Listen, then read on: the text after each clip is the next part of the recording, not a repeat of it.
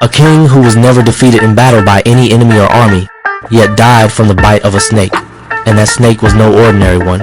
It was Takshaka. This was the time after the Mahabharata war, amidst the dust of Kurukshetra. Seated among thousands, the responsibility of managing the remaining empire fell on a young king. He was not just a king, but an heir to a legacy. Inside him flowed the blood of the Pandavas, especially Arjuna and Abhimanyu. His kingdom was Hastinapur. Politically, he was capable and skilled in warfare, but his story is not one of losing a battle. It is one of a different kind. Death, which he himself invited with his own hands. The rule of Parikshit is generally considered peaceful. During the time of chaos, when most powerful warriors had perished, it was not easy to keep the kingdom stable. Nevertheless, according to available resources, he was a just king. He safeguarded the boundaries of the kingdom and maintained administrative order. But like every human, there was a weakness within him. Anger and arrogance were the elements that changed the course of this entire tale. One day, King Parikshit went hunting in the forest. This time was also a common practice for kings, not just for entertainment, but a way to maintain their skills in warfare. But that day, the circumstances were not ordinary. The forest was dense, and no prey was found. Hours passed, and gradually, along with physical fatigue, mental tension began to rise. In that state, he reached near an ashram where a sage was seated in deep meditation. Parikshit asked him for water. It was a common request. And according to tradition, a sage would offer water to a guest, but the sage was deeply engrossed in meditation, his consciousness separated from the outer world. He did not respond. Here, an important point is that the sage's silence was not an insult, but a result of his penance. But at that moment, Parikshit was not in a state to understand this situation. He took it as an insult. In anger, he looked around and saw a dead man. He picked him up and placed him around the sage's neck. This was not just a joke or a moment of anger, it was a grave sin. In the context of the Mahabharata, the insult of a Brahmin and a sage is considered a very serious crime, and this is where the cause of his death began to arise. Sometime later, the sage's son, Shringi, returned to the ashram. When he saw his father's condition, his anger flared up immediately. Shringi was a penitent Brahmin son, and he did not have just emotional reactions. His words had power. He cursed in anger. Whoever has insulted my father will die. On the seventh day, he will die from the bite of Takshaka. It is noteworthy that he did not just mention death. He specifically named Takshaka. Takshaka was no ordinary snake. He was the king of snakes, a powerful entity whose mention is found in the Mahabharata and other texts. He is said to be connected to the Khandava Forest, the same forest that Krishna and Arjuna burned. In this incident, there was a heavy destruction of snakes. According to many interpretations, within Takshaka, there was already in their lineage. Therefore, when his name was mentioned in the curse, it was not just a coincidence, it was a significant historical connection. The palace of King Parikshit, where everything was normal, suddenly became tense. A Brahmin rushed in. Your Majesty, there has been a disaster. Your Majesty, Your Majesty, you have received a curse. Silence fell in the palace. For a few moments, everything stopped. King Parikshit stood still, and in his mind, that vision began to replay again. That ashram, that sage, and that dead man. He had realized his mistake. So I committed a sin. I committed a sin. But it was now too late. The curse had been given, and time had passed. only 7 days left now. I have only 7 days. And then he made a decision. I will not run away from death. But I will not let it come either. An order was issued throughout the kingdom. All measures will be taken for the king's protection. A massive palace was prepared that was entirely secure, high on all sides, where not a single snake could enter. Brahmins were seated all around, continuously chanting mantras. Soldiers were stationed in every direction for the king's meals.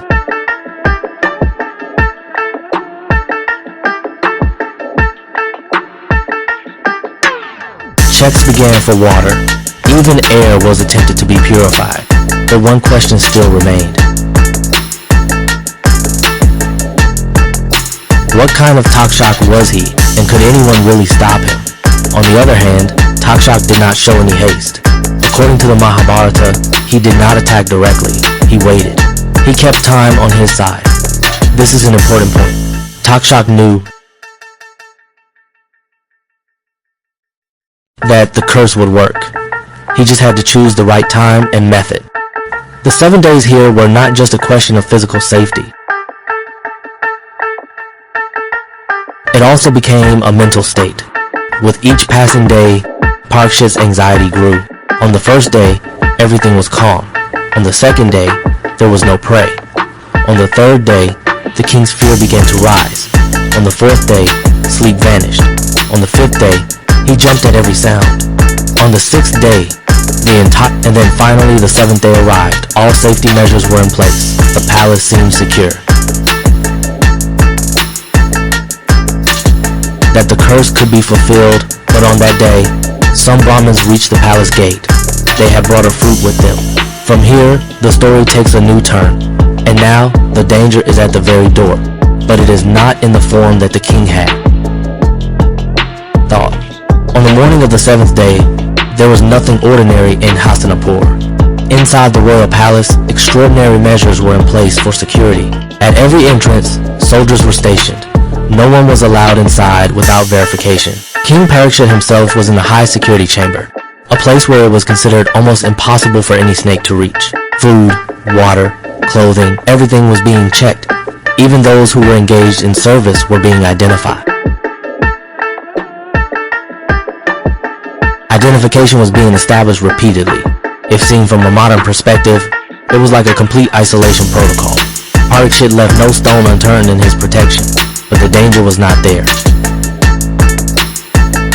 Where it was expected, the king and his soldiers were imagining a specific threat, a snake that would sneak in through a crack or suddenly appear and attack. But in the Mahabharata, described events indicate that Takshaka did not choose a direct ordinary attack. He adopted deceit and unexpected entry. This incident is linked to another tale that adds more depth to this entire story. As Takshaka was approaching Hastinapur, he encountered a Brahmin on the way. Kashyap was no ordinary person. He had a special knowledge of snake remedies. He was going to Hastinapur to save King Parikshit from Takshaka. Here, an interesting situation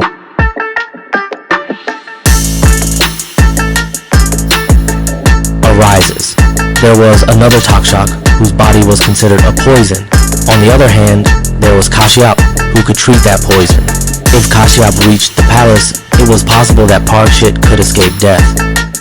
According to the Mahabharata, Takshaka decided to test Kashyap's ability. He burned a tree with his poison. That tree instantly turned to ashes. Then Kashyap used his knowledge and revived that burnt tree. This was a significant indication. Kashyap was indeed capable and could counter Takshaka's poison. Now, Takshaka faced a clear problem. If Kashyap moved forward, his entire plan could fail. That is why he made a direct decision. He offered Kashyap wealth. According to the story, he offered so much wealth that Kashyap considered going to Hastinapur. This incident clarifies several important points. First, Takshaka was not just a brute force. He has strategic thinking. Now, we return to Hastinapur. On the seventh day, at the entrance of the palace, some Brahmins arrived. They seemed to be carrying offerings. In their hands was a fruit they wanted to present to the king, came to bless or offer gifts to a king. This social system was exploited. The fruit brought by the Brahmin seemed harmless. There was no unusual or suspicious odor, no signs of danger. Before reaching the king, it was also checked, but the check was only superficial. No one thought that the danger could be inside the fruit. According to the Mahabharata, Takshaka transformed himself into a subtle form. He hid inside that fruit. Here, the transformation can be understood in both literal and metaphorical terms, but it is clear that he chose a method that could bypass the entire security system. When that fruit reached King Parikshit, most of the day had already passed. The king began to believe that perhaps he would escape this curse, and just at that moment, the incident occurred. As soon as the fruit was bitten, a small worm emerged from inside it. This may seem trivial, but in the next moment, that worm began to take its true form. The worm rapidly transformed and soon took on the form of a huge, powerful snake. It was Takshaka. Now, he was no longer in a hidden form. He was right in front of his target. There was no long struggle over this. Parikshit had no time to react. Takshaka attacked immediately. His strike was direct and decisive. It is described in the Mahabharata that Takshaka's poison was extremely potent. After the strike, if we look at the entire sequence of events, this is not just a story of a curse. It involves many layers. A hint of arrogance, a Brahmin's anger, a snake's cunning, a planned assassination.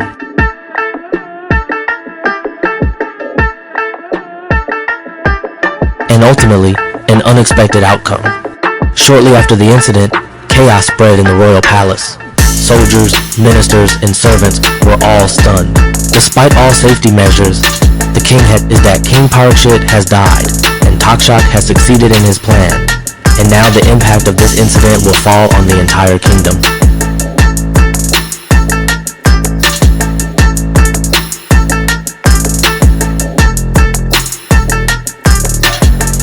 Most importantly, this incident does not end here. After the death of King Parikshit, there was not just mourning in Hastinapur, there was also instability. The king's rule had suddenly ended, and now the burden of governance fell on his son Janamejaya. He was young. He did not see his father's death merely as a natural event. For him, it was a murder, and it was a murder that involved deceit.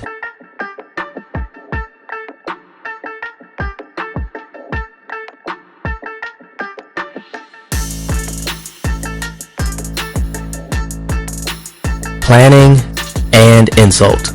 When Janamejaya learned the full story of the incident, the curse, Takshaka's name, the arrival of the Brahmins, and ultimately the hidden and the king,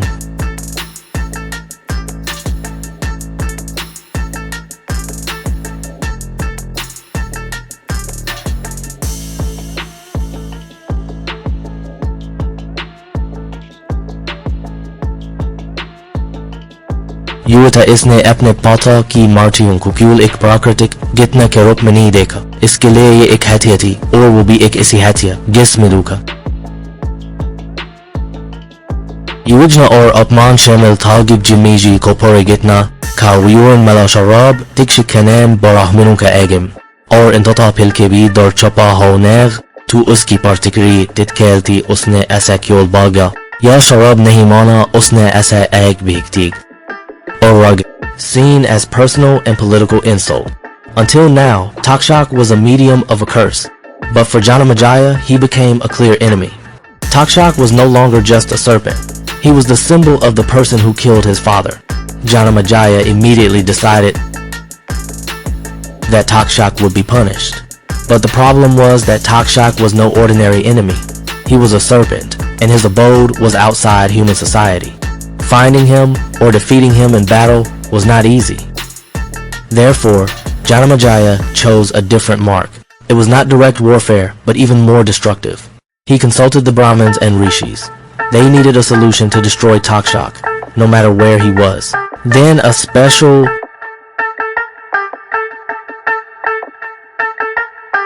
yajna was proposed, the Sarpashatra, meaning a yajna to destroy serpents. The Sarpashatra was not an ordinary yajna. It was a ritual that drew all serpents to one place through special mantras, and they were then offered to the fire. It was a kind of systematic extermination ritual. Here is an important point. Janamajaya's target was Takshaka, but the Sarpashatra was not limited to just one serpent.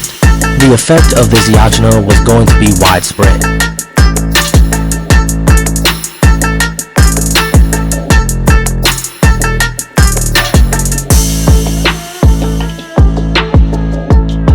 A huge yajna hall was constructed in Hastinapur. Brahmins and rishis were called from different parts of the country. A chain of mantras was established. The process of the ritual was determined.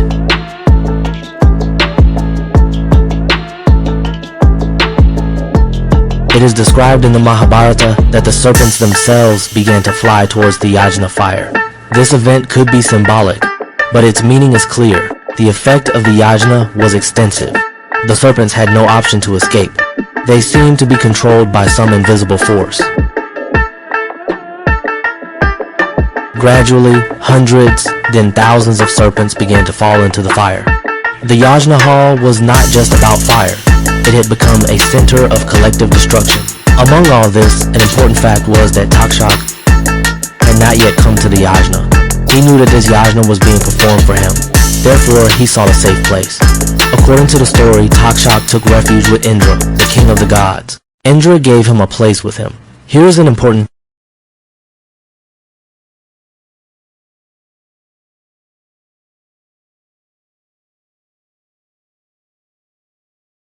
point. Takshaka was not just a serpent. He was also connected to the gods. As the yajna continued, its effect grew so much that not only the serpents, but also Takshaka began to be drawn in, and because he was with Indra, he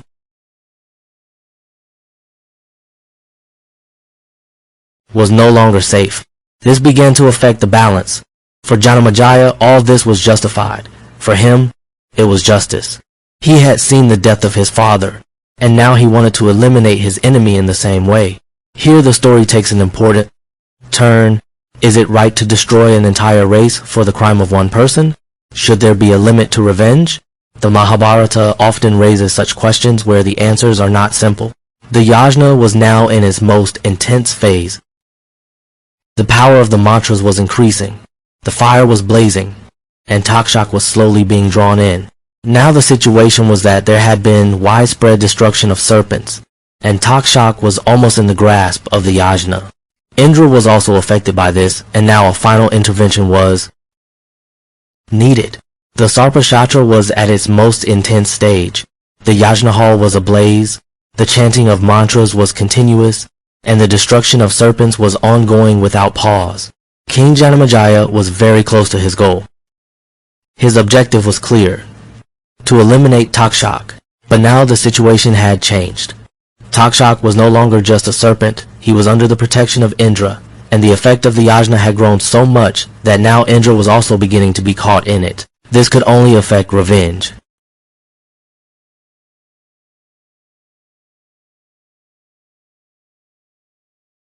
If this continued, the result would not be limited to just Takshaka's death. Many rishis and scholars present at the yajna understood the seriousness of the situation. They realized that excessive destruction of serpents was happening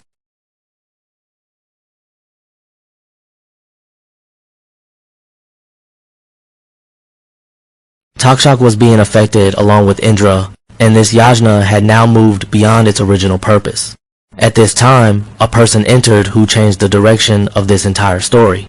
A young Brahmin came to the yajna hall. Astik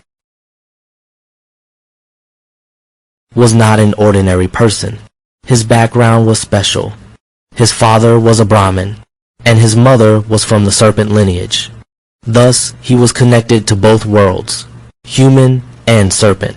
Astik did not come to watch the yajna or his objective was clear, to stop this yajna, because he understood that this was not just punishment for one person's crime.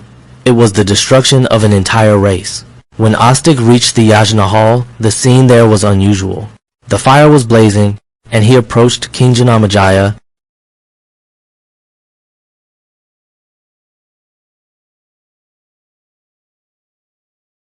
and addressed him. He did not directly oppose him. He first praised the king, which was appropriate according to the customs of the time. He said that the king was following the path of Dharma and that his yajna was impressive. Here Astik's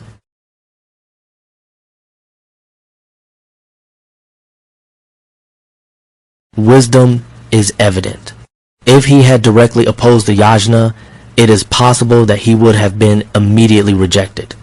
But he first won the king's trust. King Janamejaya said to Astik, "You can ask for any boon from me. If you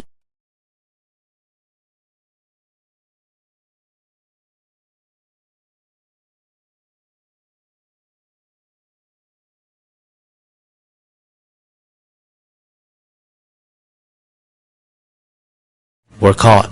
And at the same time, a proposal was made to stop him. King Janamejaya was not satisfied with this request. His goal was not yet fulfilled. Takshaka was still alive. He offered Astik other boons: wealth, land, honor.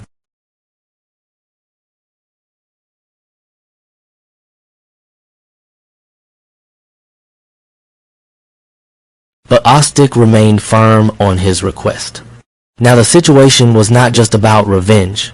It had become a question of promises and dharma. The king himself had promised Astik a boon. If he backed down now, he would be violating his own promise. Some were being drawn in. The flow changed as a result of this decision. Takshaka was freed from the yajna, and the complete destruction of the serpent race was averted, and Indra was also freed from this effect. This event clarifies several important principles. 1.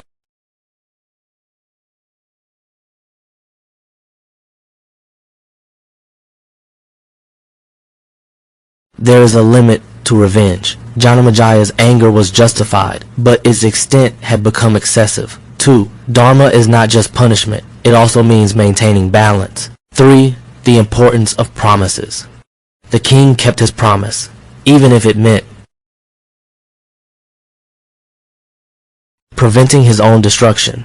After this event, the relationship between serpents and humans was not completely severed, but a clear distance and caution remained. Takshaka is a complex character in this entire story. He was a medium of a curse, he orchestrated a planned murder, but he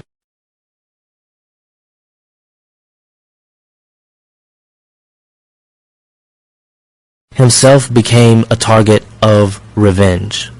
This story is not just about a king and a serpent. It is about how revenge brought an entire race to the brink of destruction. And in the end, the intervention of one person stopped that destruction. If you like this story and want to see more such mysterious, true, and interesting tales, then like this video now and subscribe to the channel because the upcoming stories will be even more shocking. We do not just tell stories. We take you to a world where history is truly alive.